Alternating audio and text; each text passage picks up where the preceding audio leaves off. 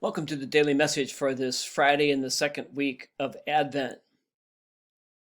In today's gospel, Jesus addresses the crowds, and uh, in the middle of his speech, he says, "For John came neither eating nor drinking, and they said, 'He is possessed by a demon.'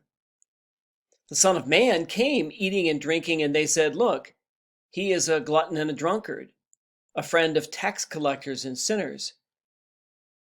What I hear in this gospel reading are two things that are going on. First, Jesus is calling out the hypocrisy of those who condemn both John, who is abstemious and ascetic and self-sacrificing, and they criticize Jesus himself, who is not a follower of John the Baptist, who does come and eat and drink, and so Jesus is saying, well, you can't have it both ways.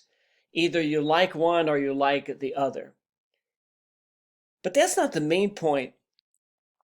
What really strikes me about one of the sentences in the gospel is this.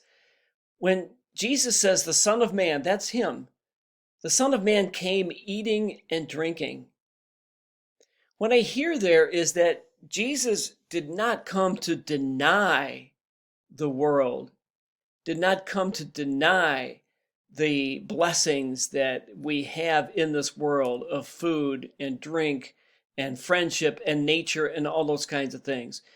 Jesus is a world affirming person. He affirms the goodness of creation. He affirms the goodness of the things of this earth. At the same time, Jesus acknowledges them as blessings. They are gifts to us from God.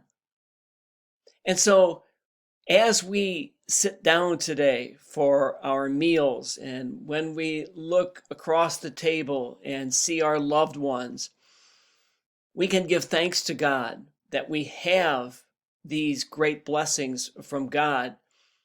And remember that the world is given to us for our use, and it's given to us for us to enjoy. Thank you so much once again for watching.